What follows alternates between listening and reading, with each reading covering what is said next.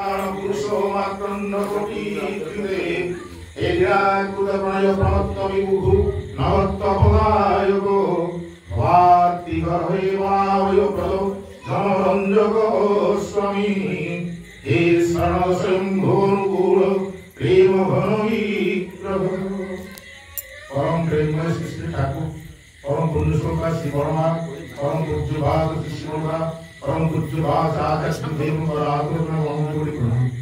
आज এই সৎসঙ্গ বরণ্য অর্জুন পরিচালক সম্মানীয় নগেন্দা সম্মানীয় ধর্মমণ্ডলী ভূঘাত মণ্ডলী ভাতৃমণ্ডলী শাস্ত্র মণ্ডলী ছোট ছোট ପିଲାମାନେ ସମସ୍ତଙ୍କର ଆନ୍ତରିକ ଏଥି ପୂର୍ବରୁ ଆମର ଭାଇ ଖୁବ୍ ସୁନ୍ଦର ଭାବରେ ଆମର ଜ୍ୟେଷ୍ଠ ଭାଇ ତାଙ୍କର ବହୁତ ଅଭିଜ୍ଞତା ଅଛି ସେ ସୁନ୍ଦର ଭାବରେ କହୁଥିଲେ ଆଜିର ଦିବସର ଉଦ୍ଦେଶ୍ୟ ମୁଁ ତାଙ୍କର ସ୍ୱରରେ ସ୍ୱରରେ କହି ରଖେ এই পবিত্র ভাতৃ সৎসঙ্গ আজি 19তম দিবস এই সৎসঙ্গ প্রদান করছেন আমার এই নরেন্দ্রপুর গ্রামবাসী গুরু ভাইମାନେ এবং পাখর ତାଙ୍କ ପାଖ ଗ୍ରାମର ଗୁରୁଭାଇମାନଙ୍କ ମିଳିତ ଉଦ୍ୟମରେ ଏବଂ ଏଇ ଯେଉଁ ଆମର ନରେନ୍ଦ୍ରପୁର ଉଚ୍ଚ ବିଦ୍ୟାଳୟର କର୍ମକର୍ତ୍ତା ଏବଂ ପାଖ ଏଇ କ୍ଲବର ଯେଉଁ ଭାଇମାନେ ସବୁ କହୁଥିଲେ ସେମାନଙ୍କର ପ୍ରଚେଷ୍ଟାରେ ତାଙ୍କ ସାଧୁ ପ୍ରଚେଷ୍ଟାରେ ଏଇ ସତ୍ସଙ୍ଗଟି ଆଜି ସଫଳ ହେଇଛି ପ୍ରଭୁଙ୍କର सत्संग सफलता निश्चित हम तेणु प्रथम से गुरु भाई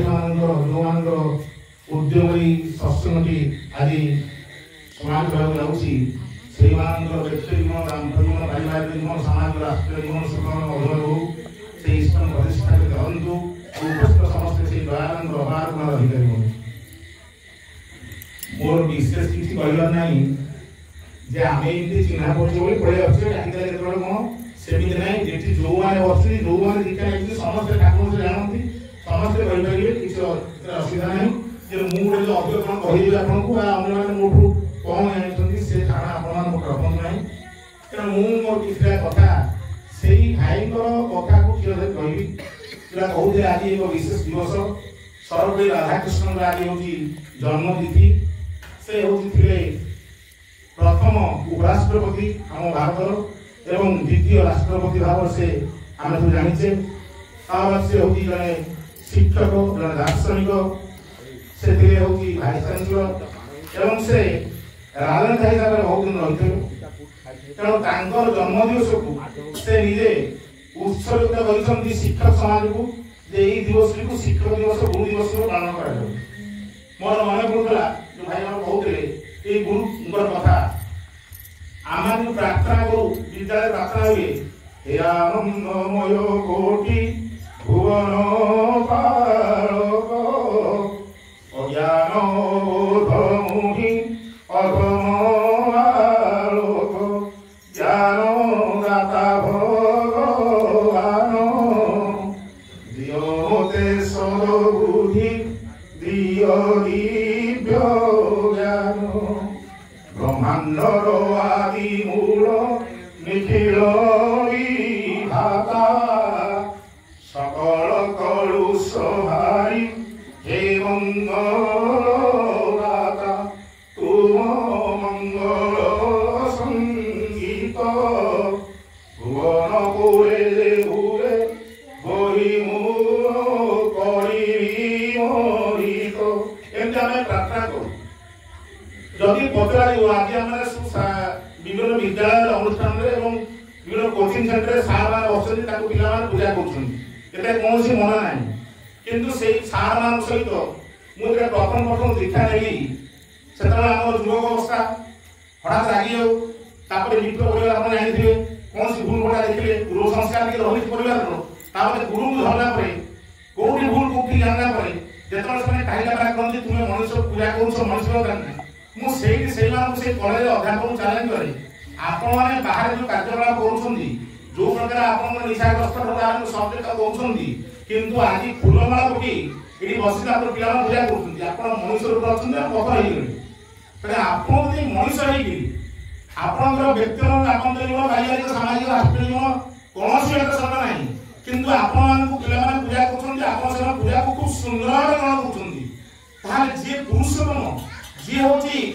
जीवन दानी आम दिग देखी बंचा पथ देखी पूजा असुविधा कौन रही कहीं आम लोक असुविधा रही रामचंद्र प्रभु रामचंद्र आसले पितामाता कोले से मत हसिले खेलिले झाड़ा गले विवाह ले पिला छुआ जन्म देले तांको मनुष्य मान पूजा करे कृष्णचंद्र मत आसले सेमती पितामाता कोले आसले से मत हसिले खेलिले बुले विवाह ले से मत लीला कले तांको से मनुष्य मान पूजा करे किंतु आमार तो दुर्भाग्य आमे आज होची मनुष्य ऊपर भगवान आसी पारि नाही सेति हमर असुविधा हे ए जो गुरु अंधार रु होची आलोक अंधार को आलोक नहीं जानती से गुरु को गुरु आमे बोलुचे गुरु ब्रह्मा गुरु विष्णु गुरु देव महेश्वर गुरु एव परम ब्रह्म तस्मै श्री गुरवे नमः किंतु आमे जो विद्यालय शिक्षक मानू मु मना करू से गुरु ब्रह्मा विष्णु हे पारंती किंतु आमे जो बोलुले प्रार्थना हे आनंदमय कोटि भुवन पालक के से ए गुरु जे जेन चेर बसिकी सकाळ पूजा खाउतले भोग दिया करंतु से हो विश्व ब्रह्मांड पालन करछंती अज्ञान अवधमी अहम बालक ज्ञानदाता भगवान दियो मते सदाबुद्धि दियो दिव्य ज्ञान ए गीत को आमे ए पर्यंत मते बयस होते बोलुछे दियो मते सदाबुद्धि दियो दिव्य ज्ञान पाइया को किंतु सेई सद्गुरु को बाको जाउनी जो भाई कहथले पिता माता हले पालन पर जेबु ये सद्गुरु ए सद्गुरु समस्त नहीं आछंती तो ठाकुर कहले शिक्षा को खावा देते शिख बेपरी पार इष्ट को ए कहि किंतु निष्ठा सहधर तो इष्ट होती जणे सेदिन होती पचारे ठाकुर उपचार ठाकुर केमिति जानिबा हम होती को गुरु को ग्रहण करबा गुरु केमिति जण भाई आस्तिले जण एसपिया ताम पचारे हे आपण कोन देखिले से बाहर बहिंदर से आस्तिले आपण कोन ठाकुर जानिले से कहले कि आपण ठाकुर नॉर्मल मैन जण साधारण मनुष्य तो से कहले जे कथा किछि देखि पालानी पूरा साधारण मनुष्य ते ठाकुर कहले ठाकुर ए लोक को पचारली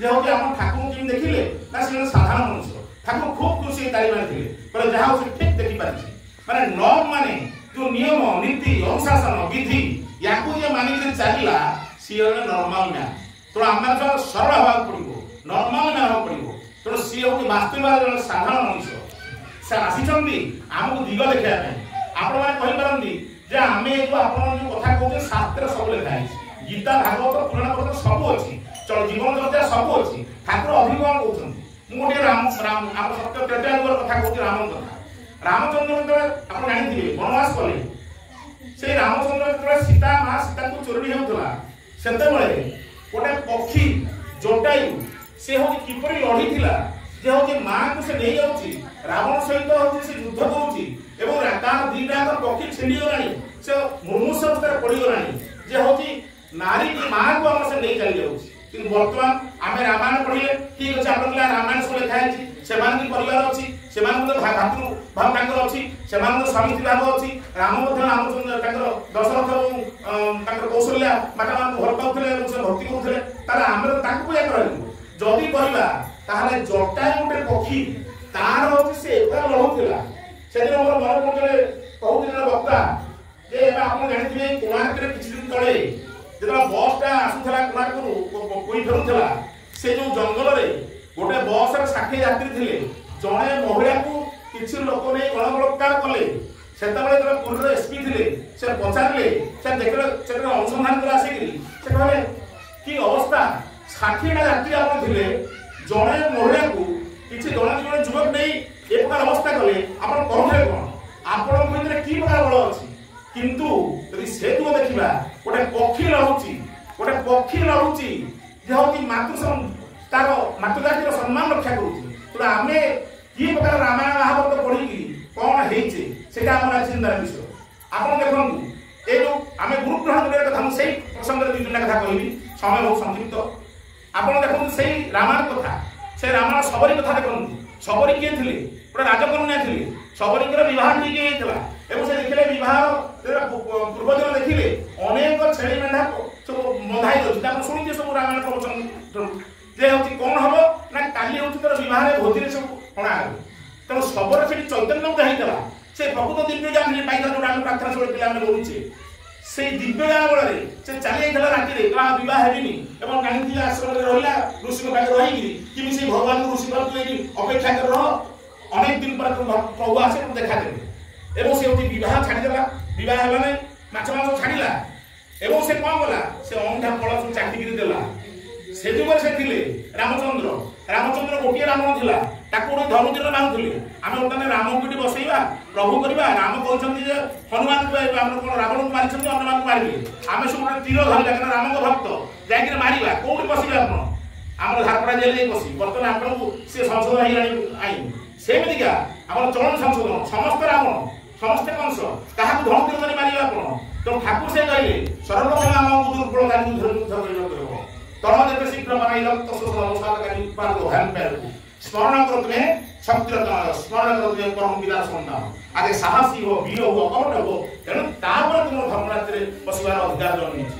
ତେଣୁ ବାସ୍ତବିକ ଆମର ସେଇ ଦୁର୍ବଳତା ଯାଇନି, ଯେକୌଣସି ଦୁର୍ବଳତା, ମୁଁ କହିବାର ମୋର ଦୁର୍ବଳତା, ସେ ବଜେଇବାର ଦୁର୍ବଳତା, ସେ ଗୀତ ବୋଲିବାର ଦୁର୍ବଳତା, ଗୀତ ନ ପାଇଲେ ମନ ଦୁଃଖ, ମୁଁ ନ କହିଲେ ମନ ଦୁଃଖ, ଏ ଯୋଉ ଦୁର୍ବଳତା, ସେଇ ଭିତରେ ଆମ ଭିତରେ ଠାକୁରତ୍ଵ ଜାଗ୍ରତ ହେବା କଥା। ତେଣୁ ଆଚାର୍ଯ୍ୟ କହୁଥିଲେ ଠାକୁରତ୍ଵ ଜାଗ୍ରତ ଅର୍ଥ ଠାକୁର ଯାହା ଯାହା କହିଛନ୍ତି ସେ ଅନୁଶାସନ ଯେତେବେଳେ ମାନି ଚାଲିବୁ ତୋ ଭିତରେ ଠାକୁରତ୍ଵ ଜାଗ୍ରତ ହବ। ତେଣୁ ବାସ୍ତବିକ ଭାବେ ଆମେ ସେ ସବରିକି ତାଙ୍କର ଭକ୍ତି ଶ୍ରମ ଦେଖିବା, କିନ୍ତୁ ଆମେ ହଉଛି ମାଛ ମାଂସ ଖାଇବାରେ ଠିକ ଅଛି, ଛାଡ଼ିଦେବା, ସବରି ଛାଡ଼ିଦେବେ। ବିବାହ କରିବା, କାରଣ ଠାକୁର କହିଛନ୍ତି ବିବାହଟା ପ୍ରଥମ ଜିନିଷ, ବିବାହ କଲେ ହିଁ ସନ୍ତାନ ଆସିବ। ଆଜି ବିପର୍ଯ୍ୟସ୍ତ ଅବସ୍ଥା ହେଇଛି, ସୁବିବାହ ନାହିଁ। ବିବାହ କରିବା ଏବଂ ଅଣ୍ଡା ପଳା ଆଉ ଦବାନି, ଯୋଉଟା ଭଲ ଫଳ, ଯୋଉଟା ଭଲ ଖାଦ୍ୟ, ଆଗ ପ୍ରଭୁଙ୍କୁ ସମର୍ପଣ କରିବା। ସେ କିଛି ଖାଆନ୍ତିନି ସବୁ କାମ କରି, କିନ୍ତୁ ଆମର ସେଇ ଭାବ ସମର୍ପଣ କରିବା। ସେ ଚାକିରି ସମର୍ପଣ କରୁଥିବା ଅତ୍ୟଧିକ ଭାବ, ସେ ଭାବ ଆମର ଆସିକି ସବୁବେଳେ ଭଳିଆ ଆମେ ହେଇପାରିବା। ଆପଣ ଦେଖନ୍ତୁ ସେଇ ରାମାୟଣ କଥା, ଭରତର ଚରିତ୍ର, ଭରତ କଣ କରିଥିଲେ? ଯେ ହଉଛି ସିଂହ ରାମଚନ୍ଦ୍ରଙ୍କୁ ତାଙ୍କର ମାତା ବନକୁ ପଠେଇଥିଲେ ବୋଲି ସେ ତାଙ୍କର ଚପଲ ଧରିକି ଆସିଲେ, ତାକୁ ମୁଣ୍ଡେଇକି ରହିଲେ। ଆପଣ ଦେଖନ୍ତୁ ବର୍ତ୍ତମାନ ଅବସ୍ଥା, ଆପଣ ଭାଇ ଭାଇର ଚପଲ ମଣି ପଡୁଛି, ବା ପୁଅର ଚପଲ ନେଇ ବାପ ଚପଲ ମଣିକି ପଡୁଛି। ଆମର ଭକ୍ତି କେମିତି ଆସିବ? କାହିଁ ଆସୁନାହିଁ? ଏ ଛୋଟିଆ କଥା ମୋର ଗୋଟେ ମନେ ପଡେ, ଅନେକ ଦିନ ତଳ କଥା, ପୁରୀ ଠାକୁର ପଡେ କଥା। ଆଚାର୍ଯ୍ୟ ଶିଶି ଦାଦା ଥିଲେ, 9ଟା ପାଖାପାଖି ହେଇଛି, ରାତି ସେଟା ଦର୍ଶନ ହଉନି, ସେଟା ଅନ୍ଧାର ହେଇଛି, ଯୋଉ ଆଗରେ ବସନ୍ତି ତାଙ୍କର ଏ ଘର ଆଗରେ ସମସ୍ତେ। ସେତିକିବେଳେ ସିପାହୀଙ୍କର ଝିଅ ସେ କଣ କରୁଥିଲା, ହଠାତ୍ ତାଙ୍କର କଣ ଗୋଟେ ଅବୁଝା ହେଇକି କାନ୍ଦୁଛନ୍ତି। ବ୍ରଜ ଭାଇ ଯୋଉଠି ଅଛନ୍ତି ତାଙ୍କୁ ଦାଦା କହୁଛନ୍ତି ଯେ ୟାକୁ ଟିକେ ବୁଝେଇଦେ, ସେ ତାକୁ ପାଉଡର ଲଗେଇ ଦଉଛନ୍ତି, କହୁଛନ୍ତି ବହୁତ ଥର ବୁଝୁଛନ୍ତି। ସେତେବେଳେ ସେ କିନ୍ତୁ କାନ୍ଦିକି ଆସି ଦାଦାଙ୍କ ପାଖକୁ ପଳେଇ ଆସୁଛନ୍ତି ଏବଂ ଦାଦାଙ୍କୁ ଚପଲ ଥୁଆ ହେଇଛି, ଚପଲଟା କିନ୍ତୁ ଅଲକ୍ଷଣା ଗୋଡ ଭାଙ୍ଗି ଯାଇଛି। ସେ ବୁଝିଗଲା ପରେ ଆସିକି ସେ ଚପଲକୁ ପ୍ରଣାମ କରୁଛନ୍ତି। ତେଣୁ ଆମେ ଏହା ଶିଖିବା ଦରକାର। ଆମେ କହୁଛେ ଭରତର ଚରିତ୍ର, ଭରତ ଚପଲ ମୁଣ୍ଡେଇକି ବୁଲୁଥିଲେ ଭାଇଙ୍କର, ତାଙ୍କ ଚପଲକୁ ପୂଜା କରୁଥିଲେ, ଆମେ କଣ କରୁଛେ?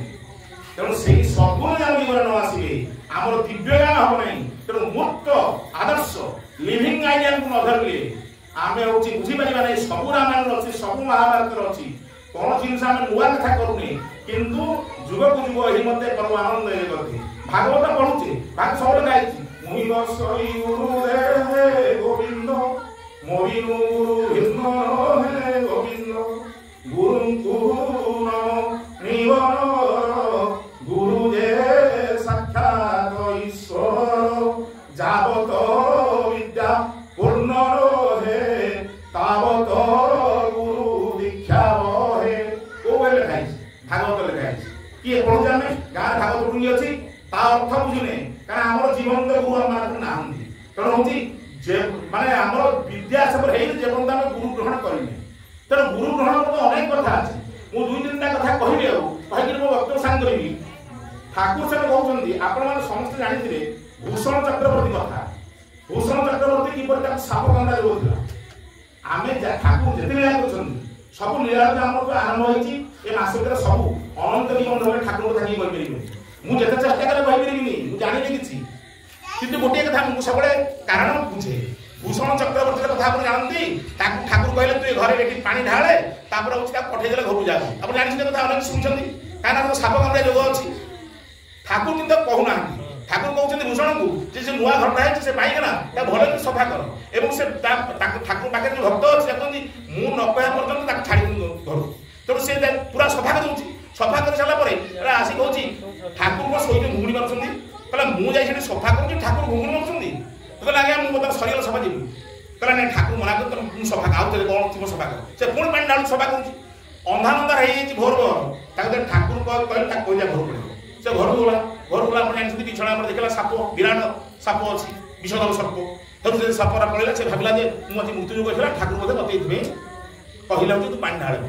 ତେଣୁ ଯେତେବେଳେ ଭକ୍ତ ବର୍ଷେ ଆସି ଠାକୁର ଦେଖା ହେଲା, ଦର୍ଶନ କଲା, ଅନେକ କଥା ଅଛି।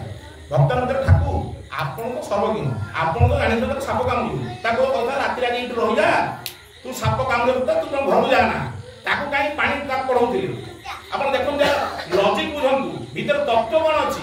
ତତ୍ତ୍ୱ ବୁଝିଲେ ତୁଣ୍ଡେ ଭାନ୍ତି ଭବ ସାଗର ତଳେ ଜାଣନ୍ତି। ଗୁରୁ ଗ୍ରହଣ ଅନୁମାନ କରିପାରିବାନି, ଅନେକ ଯୁକ୍ତି ଅଛି। ଠାକୁର ପ୍ରତିକୂଳରେ ଅନୁକୂଳରେ ଯେତିକି ଯୁକ୍ତି, ପ୍ରତିକୂଳରେ ସେତିକି ଯୁକ୍ତି। ଆମେ ଲୋକ ଠାକୁରନ୍ତି ତୁମେ ତାଙ୍କୁ ପ୍ରତିକୂଳ ଯୁକ୍ତିରେ ହରେଇ ଦିଅନି, କାରଣ ଲୋକଟା ହରିଯିବ। ଲୋକ ଯୋଉଠି ମାନୁନି ସେଠି ବନ୍ଦ କରିଦିଅନ୍ତି, ପୁଣି ପରଦିନ ଦେଖିବା। ତେଣୁ ସେଦିନ ସେ ଭକ୍ତର ପଚାରୁଛନ୍ତି, ଠାକୁର କହିଲେ ଏକୁ କର୍ମଫଳ ଥିଲା ସାପ କାମୁଡ଼ା ଯୋଗ, ସାପ କାମୁଡ଼ିବ ମରିବ। ତେଣୁ ଯେତେବେଳେ ସେ ମୋ ହାତରେ ଧରା ପଡୁଛି ଏବଂ ମତେ ସେ ନିଷ୍ଠା ଭାବରେ ଭଲ ପାଏ ଆନ୍ତରିକ ସହିତ, ମୁଁ ହଉଛି ଯୋଉ ବାମ୍ଫିରୁ ତାକୁ କହିଲି ପାଣି କାଢିବା ପାଇଁ, ସେ ବିରାଟ ବାମ୍ଫି, ତାର ହାତ ଗୋଡ ଦେହ ଏତେ ଅବସ୍ଥା ହେଇଗଲା ପାଣି କାଢି କାଢି। ସାପ କାମୁଡୁଥିଲେ, ସାପର ଦଂଶନରେ ତାକୁ ଯୋଉ ଜ୍ୱାଳା ହେଇଥାନ୍ତା ତା ସତ ଜ୍ୱାଳା ସିଏ ହଉଛି ନିଜେ ଅନୁଭବ କଲା ଯେ ମୋର ହାତ ଗୁଡା ଚାଲୁନି, ଅବସ୍ଥା ହେଇଗଲା ଠାକୁର ତମକୁ ପାଣି ଢାଳିବା ପାଇଁ। ତେଣୁ କର୍ମଫଳ ଠାକୁର ଏଇ ବାଟେ କାଟିଦେବେ, କହିଲେ ହଉଛି କର୍ମଫଳ ଅବଶ୍ୟ ଭୋଗିବୁ କିନ୍ତୁ ବଞ୍ଚିଯିବୁ। ତେଣୁ ହଉଛି ଯୋଉ ତାର ଦଂଶନରେ ଯୋଉ ତାର ଅସୁବିଧା ହେଇଥାନ୍ତା, ସେ ଯୋଉ କଷ୍ଟ ପାଇଥାନ୍ତା, ତାଠୁ ଅଧିକ କଷ୍ଟ ପାଣି ଗଢାରେ ତାକୁ କାଟିଦେଲେ। ଏଇଟା ହଉଛି ଲଜିକ ଯୁକ୍ତି, ଏଇଟା ଠାକୁର ବୁଝେଇଦେଲେ, କିନ୍ତୁ ବୁଝିଗଲେ। ଗୋଟିଏ କଥା ମନେ ପଡୁଛି, ସେଦିନ ଆଶ୍ରମରେ ମୁଁ ଗୁରୁଙ୍କର କର୍ମଫଳ, ଗୁରୁଙ୍କ ହାତ ଧରା ପଡ଼ିଲେ କିନ୍ତୁ ମଣିଷର କର୍ମଫଳ ଘଟଣା ନେଉଛନ୍ତି। ଅନେକ ତ କଥା ଅଛି, ପିତା ମାତାଙ୍କ କଥା କହୁଥିଲେ, ସମୟ ନାହିଁ କହିବା ପାଇଁ, କେତେବେଳେ ଆସୁଛନ୍ତି କହିବା, ଆପଣ ସବୁ ଜାଣନ୍ତି। ସେତେବେଳେ ହଉଛି ଆଶ୍ରମ ନାଟକ ଚାଲିଛି, ସେ ନାଟକ ହଉଛି ହରିଶ୍ଚନ୍ଦ୍ର ନାଟକ। ହରିଶ୍ଚନ୍ଦ୍ର ଦାନବର ହରିଶ୍ଚନ୍ଦ୍ର ନାଟକ ଚାଲିଛି। ଆଶ୍ରମ ସମସ୍ତ ଭକ୍ତଗଣ ସମସ୍ତେ ନାଟକ ଉପଭୋଗ କରୁଛନ୍ତି, ଦେଖୁଛନ୍ତି ସୂର୍ଯ୍ୟବଂଶୀ ରାଜା ହରିଶ୍ଚନ୍ଦ୍ର ଯେ କିପରି ଦାନ ଦେଇକିରି ବିଶ୍ୱାମିତ୍ର ତାଙ୍କ ଗୁରୁ ବିଶ୍ୱାମିତ୍ରଙ୍କୁ ସବୁ ଦେଇଦେଲେ, ତାପରେ ଦକ୍ଷିଣା ସହିତ ତାଙ୍କର ସ୍ତ୍ରୀ ପିଲାକୁ ବିକିଦେଲେ। ଆପଣ ଜାଣନ୍ତି କଥା, ଏହା ଗୋଟେ ଗପ। ସେତେବେଳେ ହଉଛି ଯାହାନ୍ତି ଶ୍ମଶାନ ଘାଟରେ ରଖିଛି ଶ୍ମଶାନ, ଏବଂ ରୋହିତସ୍ୟ ମରିବାକୁ ନିଜର ପୁଅ, ସେ ଶ୍ମଶାନ ଘାଟରେ ଦେଖୁଛନ୍ତି ମୋରି ପୁଅ ମରିଛି, କିନ୍ତୁ ହଉଛି କଉଡ଼ି ନଦେଲେ ତୋର ହଉଛି ଶବ ସତ୍କାର ହେଇପାରିବ ନାହିଁ, ସେ କଥା ଆପଣ ମଧ୍ୟ ଜାଣନ୍ତି। ସେତେବେଳେ ହଉଛି ଯୋଉ ଭକ୍ତମାନେ ବସିଥିଲେ, ବିଶ୍ୱାମିତ୍ର ଏତେ ଜୋର ଶୋଧୁଛନ୍ତି, କହିଲେ କି ଲୋକ ଇଏ, କଣ ରାଜାକୁ ବିଶ୍ୱାମିତ୍ର କଲା, ତା ମାଆକୁ କେତେ, ତାର ସ୍ତ୍ରୀକୁ ତାର ପୁଅକୁ କେତେ ଯାତନା ଦେଲା, ସେ ମୃତ୍ୟୁମୁଖ ନେଇଗଲା, ଛି ଛାକର ପ୍ରତି ବିଶ୍ୱାମିତ୍ର। ଠାକୁର ଦୟାଲ ବସିଥିଲେ ଦେଖୁଥିଲେ, ହଠାତ୍ ଉଠିଗଲେ, କହିଲେ ଧନ୍ୟ ବିଶ୍ୱାମିତ୍ର, ଧନ୍ୟ ବିଶ୍ୱାମିତ୍ର, ଧନ୍ୟ ତମର ଗୁରୁଦେବ, ତମର ଗୁରୁ ପଣିଆ। ମାନେ କଣ କଲ তুমি? কিতাব জলাকার নেই গেল, তার সমস্ত কর্মখণ্ড তুমি হচ্ছে খণ্ডন করে দিল। তোমার বাস্তবে ঠাকুর উঠিকি কৌଛନ୍ତି ধন্য বিশ্বামিত্র, ধন্য বিশ্বামিত্র। সেটা গোকুল মন্ডল ডাক্তার ঠাকুরকে আসছেন, যেটা সে যাচ্ছেন তাকে রোগী দেখিকি, হঠাৎ তাଙ୍କର ভଣଜା ଦେଖାଇଗଲେ, এটি সেটা ডাকছেন, କହିଲେ আজ্ঞা ঠাকুর ডাকিলে আপন ଟିକେ মামু আসন্তু না, ତୁ ଠାକୁର ଡାକିଲେଣି, ପୁଣି ସେ ଗୋଟେ କଣ ଗୁଣି ମନ୍ତ୍ର କରିବେ, ପୁଣି ଗୋଟେ କଣ ମାଗିଦେବେ, କହିଲେ ହଉ ଚାଲ ଯିବା। ସବୁ ଖାଆ ପିଆ କରିଦେଲେ, ଠାକୁର ଦର୍ଶନ କଲେ। ଠାକୁର କି ଗୋକୁଲା ଭଲ ଅଛନ୍ତି ତ? ନାଇଁ ଭଲ ଅଛି। ନା ଗୋକୁଲା ମୁଁ ଆପଣଙ୍କୁ କଥା ମାଗି ଆପଣ ଦେଇପାରିବେ? ସେତେବେଳେ ଗୋକୁଲା ହଉଛନ୍ତି, ମୁଁ ଠିକ ଭାବୁଥିଲି ଆଉ, ଇଏ ମତେ ଖାଇବାକୁ ପିଇବାକୁ ଦେଲେ, ଭଲ କଥା କହିଲେ, ଦିହ ଆଉଁଶ ଦେଲେ, ପୁଣି ଗୋଟେ କଣ ମାଗିଲେଣି ଆଉ, ଏ ମାଗିବେ ଆଉ କଣ ମାଗିବେ? ମାଗିଲେ ମୋ ପାଖରେ ଆଜି 200-300 ମୁଁ ରୋଗୀ ଦେଖିକି ଅଛି, ତାକୁ ଦେଇଦେବି ଆଉ। ସେଠୁ ଦେଖନ୍ତି ଠାକୁର ତ କୁଣ୍ଡେଇ ଦେଉଛନ୍ତି, ଗୋକୁଲା ଭଲ ଅଛନ୍ତି ତ? କହିଲେ ହଉଛି ଇଏ 200 ଟଙ୍କା କଥା ମାଗିବେନି, ଇଏ କଣ ମୋର ସବୁ ଘର କୋଠାଟା ଯୋଉ ଅଛି ସେଟା ମାଗିଦେବେ, କଣ ଯାହା ମାଗିଲେ ମାଗିବେ ଆଉ, ଠିକ ଅଛି ଆଉ। ଏଟା ଭାବୁଛନ୍ତି ଠାକୁର କହୁଛନ୍ତି ଗୋକୁଲା ଆପଣ ଦେଇପାରିବେ, ସତ୍ୟ କରନ୍ତୁ ନା ତ୍ରିବାଦ ସତ୍ୟ କରନ୍ତୁ। କହିଲେ କଣ ପୁଣିଆ ମାଗିବ, ଶବ୍ଦ ମନ ନେଇଯିବେ ଆଉ। ନାଇଁ ମୁଁ ସତ୍ୟ କରୁଛି। କହିଲେ ଆପଣ ମନରେ ଦୁଃଖ ଜ୍ୱାଳା ଯନ୍ତ୍ରଣା ଅଛି, ତାକୁ ଦେଇପାରିବେ? ଆଶ୍ଚର୍ଯ୍ୟ ହଉଛନ୍ତି, କହିଲେ ମୋ ମନରେ କିଛି ଜ୍ୱାଳା ଯନ୍ତ୍ରଣା ନାହିଁ ନା ଅଛି। ଠିକ 22 ବର୍ଷ ତଳେ ଆପଣଙ୍କର ଝିଅ ଦେହାନ୍ତ ହେଇଥିଲା, ଆପଣ ସେଇ ଯୋଉ ଝିଅକୁ ହରାଇଛନ୍ତି, ସେଇ କନ୍ୟା ଶୋକରେ ଆଜି ଆପଣ ଅଭିଭୂତ ହେଇଛନ୍ତି, ଆପଣ ଦୁଃଖରେ ଜର୍ଜରିତ ରହିଛନ୍ତି। ସେଇ ଦୁଃଖ ଠାକୁର ମୋର କନ୍ୟା ଚାଲି ଯାଇଛି, ମୋର ଦୁଃଖ ଆପଣ କେମିତି ଦେବି? ଠାକୁର କହୁଛନ୍ତି ଗୋଟିଏ ମାତ୍ର କଥା କରିପାରିବେ, ମତେ ଟିକେ ମୁଁ ଟିକେ ଆପଣଙ୍କୁ ବାବା ବୋଲି ଡାକିପାରିବି, ଆଜିଠାରୁ ମୁଁ ଆପଣଙ୍କୁ ବାବା ବୋଲି ଡାକିବି। ସେଇଠାରୁ ଗୋକୁଳ ଡାକିଛନ୍ତି, ଗୋକୁଳ ବାବା, ଡାକ୍ତର ବାବା ହେଇଛନ୍ତି ସେ, ତେଣୁ ଠାକୁର ଡାକୁଛନ୍ତି ବାବା। ଏଇ ପ୍ରକାର ତାଙ୍କର ହଉଛି ପରଫଳ ଗ୍ରହଣ କରୁଛନ୍ତି, ମନକୁ ଆଶ୍ୱସ୍ତି ଆଣୁଛନ୍ତି। ଆପଣ ଚିନ୍ତା କରନ୍ତୁ, ଗୁରୁ ଗ୍ରହଣ କରିଛେ, ଉପଯୁକ୍ତ ସଦ୍ଗୁରୁ ପାଇଛେ, ସେ ହଉଛି ପିତାମାତା କିପରି ଭକ୍ତି କରୁଥିଲେ। ଆମେ ଯୋଉ ଆଜିକାଲି ତଥାଗତ ସେଦିନ ହଉଛି ଶିକ୍ଷକଙ୍କୁ ସଜାଡ଼ି ଦେଇଥିଲେ, ଯୋଉ ଶିକ୍ଷକ ପର ନାରୀ ନାରୀ ଦମନ କରୁଥିଲେ, ତାଙ୍କୁ ଜାଣି ତାଙ୍କର ସ୍କୁଲ ଶିକ୍ଷକ ତାଙ୍କ ସାଙ୍ଗେ ସାଙ୍ଗେ ଯାଇକି ଆପଣ ଜାଣିଥିବେ, ଛୋଟ ଅବସ୍ଥାରେ ଶିଶୁ ଅବସ୍ଥାରେ କେମିତି ତାଙ୍କୁ ଘିନି ଆସିଥିଲେ ଏବଂ ତାଙ୍କୁ ଉପଯୁକ୍ତ ମାର୍ଗ ଦେଖେଇଥିଲେ। ତାହେଲେ ସିଏ କୋଉ ଗୁରୁ? ଏଇ ବିଦ୍ୟାଳୟରେ ପୂଜା ପାଉଥିବା ଆଜିର ଦିବସରେ ଗୁରୁ, ଏବଂ ଇଏ ହଉଛି ଶିଶୁ ଅନୁକୂଳ ଚନ୍ଦ୍ର ଯିଏକି ସଦ୍ଗୁରୁ। ସେ ମଧ୍ୟ ସେଦିନ ପଞ୍ଜାବ ସରକାର ଆସିଛନ୍ତି, ପଞ୍ଜାବ ସରକାର କହୁଛନ୍ତି ଠାକୁର ଆପଣ ଯୋଉ ପିଲାକୁ ଦେଇଛନ୍ତି ସେ ପାଠଶାଠ ଠିକ ପଢିପାରୁନି, ତାର କିଛି ମନେ ରହୁନି। ଆପଣ ଜାଣିଥିବେ କଥା, ଠାକୁର ଡାକୁଛନ୍ତି, କହିଲେ ଆଚ୍ଛା ସେ ପିଲାକୁ ମତେ ଡାକିଲୁ। ପିଲା ଆସିଲେ, କହିଲେ ପଞ୍ଜାବ ନା ସେ ପିଲା କହୁଛନ୍ତି, କହିଲେ ଦେଖ ତୁ କଣ ଭଲ ପାଏ, ଫିଲ୍ମ ଦେଖିବାକୁ ଭଲ ପାଏ ନା, ଠିକ ଅଛି ତୁ ପଇସାରେ ଗୋଟେ ଭଲ ଫିଲ୍ମ ଚାଲ ଦେଖିଆ ମତେ ଦେଖିଆ ସେ କହିବୁ ସେ ଆସିଲା ଠାକୁର ସବୁ ଗୁଡେ କହିଗଲା ଏଇଆ ଦେଖିଲୁ ତା ଦେଖିଲି ନା ତୁ ଗୋଟେ ଯାହା କହିଲୁ ଲେଖିଯା ସେ ବିଲକୁଲ ଭାବରେ ସେ ଲେଖିଗଲା ଠାକୁର କହିଲେ ପଞ୍ଚାନ୍ଦା ପିଲାଟା ଏତେ ଛୋଟ ପିଲା ଫିଲ୍ମ ଦେଖିଲା ତାକୁ ସବୁ କରିକିରି ବିଷ୍ଣୁ ଭାବ ଖାତାରେ ଲେଖିଦେଲା ଆପଣ ଯଦି ପିଲାଟା ମୂର୍ଖ ତାହେଲେ ପଞ୍ଚାନ୍ଦା ଠାକୁର ସେ ଫିଲ୍ମଟା ଗୋଟେ ଗଳ୍ପଟା ଶିଖିଦେଲା ଆପଣ ସେଠି ସେ ଅଙ୍ଗଭଙ୍ଗି ଦେଖିଲା ସେ ଆକ୍ଟର ମାନଙ୍କର ଆକ୍ଟ୍ରେସ୍ ମାନଙ୍କର ତେଣୁ ସେ ତାକୁ ମନେ ରହିଗଲା ଠାକୁର କହିଲେ ତୁମେ ତାହେଲେ କିପରି ପାଠ ପଢାଅ ତୁମେ ପିଲାକୁ ପାଠ ପଢୁଛ ତୁମର ଅଙ୍ଗଭଙ୍ଗି ମଧ୍ୟ ସେଇ ପ୍ରକାର ହବା ଦରକାର ତୁମେ ସେଇ ପ୍ରକାର ଭାବରେ ସେଇ ଭାବ ଭଙ୍ଗିରେ ତୁମେ ପିଲାକୁ ପାଠ ପଢେଇଲେ ପିଲାର ଗପ ଆଗରେ ସେ ପାଠ ପଢୁଥିବ ପଞ୍ଚାନ୍ଦା ଯୋଉ ଟିଚର ସେ ହଉଛି ବିଶିଷ୍ଟ ଗାଣିତିକ ସେ ଆପଣ ଜାଣନ୍ତି ତାଙ୍କୁ ହଉଛି ସଜାଡ଼ି ଦେଲେ ଅନେକ ପାଠ ସଜାଡ଼ିଛନ୍ତି ତେଣୁ ଆପଣ ଚିନ୍ତା କରନ୍ତୁ ତାଙ୍କ ହାତରେ ଯିଏ ଧରା ଦିଏ ସେ କିପରି ତାକୁ ସଜାଡ଼ି ଦିଅନ୍ତି ଗୋଟିଏ କଥା କହି ସତରେ ମୁଁ ଡକ୍ଟର ସାଙ୍ଗ କରିବି ଆଚାର୍ଯ୍ୟଙ୍କ କଥା ନ କହିଲେ ତ ଅପୂର୍ଣ୍ଣ ହୋଇ ରହିଯିବ ଆଚାର୍ଯ୍ୟ ସେମାନେ କହୁଛନ୍ତି ଯେ ହଉଛି ଗୋଟେ ସଞ୍ଜୀବଟା ଏ ଲୋକଟା କଣ ଦେଖିଲେ ନାଇଁ ଲୋକଟା ଆଗ ଦେଖିଲି ତାର ପଛ ଦେଖିପାରୁନି ଜାଣିପାରୁନି ସେଟା ଆଚାର୍ଯ୍ୟ କହୁଛନ୍ତି ତୁମେ ତାର ଆଗ ଦେଖିନ କି ପଛ ଦେଖିନ କି ଏପଟ ଦେଖିନ କି ସେପଟ ଦେଖିନ ତୁମେ ଦେଖିଥିଲେ ହୁଏତ ତାର ଆଗଟା ଦେଖିଥିବ ତାର ଚଷମା ଦେଖିଥିବ ତାର କପାଳ ଦେଖିଥିବ ତାର ସାର୍ଟର ବଟନଟା ବୁଟାମଟା ଦେଖିଥିବ ଆଉ କିଛି ଦେଖିପାରିନ ତେଣୁ ବାସ୍ତବରେ ଦେଖିବାକୁ ହେଲେ ଯୋଉ କହୁଥିଲେ ସେ ପଚରା ଲାଗିଲା ଆଜ୍ଞା ତମ ଗୁରୁଙ୍କୁ ଆମେ କାହିଁ ଧରିବୁ ଯଦି ବର୍ତ୍ତମାନ ପ୍ରଶ୍ନ ଆସୁଛି ଯଦି ଆମେ ସଦ୍ଗୁରୁ ଗ୍ରହଣ କରିବୁ ଆପଣ ଠାକୁର ଅନୁମୋଦନ କାହିଁ ଧରିବେ କହୁଛନ୍ତି ଅନୁମୋଦନ କାହିଁ ଧରିବେନି ସେ ଆଚାର୍ଯ୍ୟ କହୁଥିଲେ ସେ ପ୍ରଶ୍ନର ଉତ୍ତର ତୁମମାନଙ୍କ ପାଖରେ ତୁମକୁ ଦେଖିବେ କାରଣ ଲୋକ ହଉଛି ଅନେକ ଲୋକ ଠାକୁର ଦେଖିନାହାନ୍ତି ଅନେକ ଲୋକ ବଡ଼ଦାକୁ ଦେଖିନାହାନ୍ତି ଅନେକ ଲୋକ ଆଚାର୍ଯ୍ୟ ଦାଦାକୁ ଦେଖିନାହାନ୍ତି ତାହେଲେ ଦେଖିବେ କାରଣ ଅନେକ ସତ୍ସଙ୍ଗ ଦେହ ଯାଇପାରୁନାହାନ୍ତି ପଇସା ପତ୍ର ନାହିଁ ସେ ଦେଖିବେ ଆପଣଙ୍କୁ ଦେଖି ଚିନ୍ତା କରିବେ ଆପଣଙ୍କର ଗୁରୁ କିପରି ଆପଣ ଆଚାର୍ଯ୍ୟ କିପରି ବାସ୍ତବ ସେନ ଆଚାର୍ଯ୍ୟ କହୁଛନ୍ତି କହିଲେ ଗୋଟିଏ ଘର ତାର ଦୁଇଟି କୋଠରୀ ମଝିରେ ଗୋଟେ ବନ୍ଧ ପଡ଼ିଛି ଗୋଟେ ୱାଲ କାନ୍ଥ ହେଇଛି ଏବଂ ଗୋଟେ ପଟେ ହେଉଛି ଜଣେ ବୃଦ୍ଧ ବ୍ୟକ୍ତି ଅଛନ୍ତି ଆଉ ଗୋଟେ ନିରାଶ ନିର୍ମମ ଗୋଟିଏ ହେଉଛି ଯୁବକ ଅଛି ଗୋଟିଏ ରୁମ୍ରେ ଏବଂ ସେ ପ୍ରଳାପ କରୁଛି ଏପଟେ ବୃଦ୍ଧଟି ଭାବୁଛି ଯେ ଏ ଲୋକଟି ଆଉ ବଞ୍ଚିବନି ପିଲାଟି ବଞ୍ଚିବନି ତାର ଗୋଟେ ବିରାଟ ପଡ଼ିଛି ଭବିଷ୍ୟତ କିନ୍ତୁ ସେ ହେଉଛି ଆଜି ଅସୁବିଧାରେ ପଡ଼ିଛି ଯାହାକି ସେ ହୁଏତ ସୁଇସାଇଡ୍ କରିଦେଇପାରେ ଏପଟେ ଯେଉଁ ଝରଣା ଖୋଲା ଅଛି ସେ ଝରଣା ଦେଖି ସେ ଉଦାହରଣ କହୁଛନ୍ତି ଏଇ ଦେଖ କେତେ ସୁନ୍ଦର ଗଛପତ୍ର କେତେ ଝରଣା ବହିଯାଉଛି ଏବଂ ଗୋଟେ ସ୍ତ୍ରୀ ଲୋକ କିପରି ଗୋଟେ ଛୋଟ ଛୁଆକୁ ଡାକେଇଛି ଗୋଟେ ଛୁଆକୁ ଧରିକି ଯାଉଛି ଅନେକ କଥା କହିଯାଉଛି ସେ ଝୁଅକୁ ଦେଖୁଛି ଯେ ତା ଜୀବନ ସଞ୍ଚାର ତା ବଞ୍ଚିବାର ଆଶା ଆସୁଛି ଏବଂ ସେ ଦେଖୁଛି ଯେ ତା ଆଉ ତ ବୃଦ୍ଧର ଶବ୍ଦ ଶୁଭୁନି କାରଣ ସେ ଦେଖୁଛି ଏପଟେ ଆସି ବୁଲି ଦେଖୁଛି ଯେ ହେଉଛି ବୃଦ୍ଧଟି ମରିକି ପଡ଼ିଛନ୍ତି ଏବଂ ଝରକା ଦେଖୁଛି ଝରକା ଦେଖୁଛି ହେଉଛି କିଛି ନାହିଁ ଗଛ ନାହିଁ ଲତା ନାହିଁ କୌଣସି ନାରୀ ନାହାନ୍ତି କୌଣସି ପିଲା ନାହାନ୍ତି ଗୋଟେ ବିରାଟ ପ୍ରାଚୀର ଆଚାର୍ଯ୍ୟ ନାଟମଣ୍ଡଳ କଥା କହୁଥିଲେ ବର୍ତ୍ତମାନ ଆଚାର୍ଯ୍ୟ କହିଲେ ଯଦି ଗୋଟିଏ ଶୁଖିଲା ପ୍ରାଚୀରକୁ ଦେଖି ଗୋଟେ ଯୁବକ ଗୋଟେ ବୃଦ୍ଧ ଗୋଟେ ଯୁବକର ତାର ହେଉଛି ଚୈତନ୍ୟ ଉଦୟ କରିଦେଇ ପାରିଲା ତାକୁ ବଞ୍ଚିବାର ରାହା ଶିଖେଇ ଦେଇ ପାରିଲା ତାହେଲେ ତୁମମାନଙ୍କ ଆଗରେ ଠାକୁରଙ୍କର 81 ବର୍ଷ ଲୀଳା ପଡ଼ିଛି କେତେ କାହାଣୀ କେତେ ଲୀଳା ତାହା ତୁମେ କ'ଣ ବର୍ତ୍ତମାନ ଯୁଗରେ ନିଜେ ବଞ୍ଚି ଅନ୍ୟକୁ ବଞ୍ଚାଇ ପାରିବ ନାହିଁ ଆସନ୍ତୁ ଆଜିର ଦିବସରେ ମୁଁ ସମସ୍ତଙ୍କର ସେଇ ମଙ୍ଗଳ କାମନା କରି ମୋର ଭକ୍ତ ସାଙ୍ଗକୁ ବନ୍ଦେ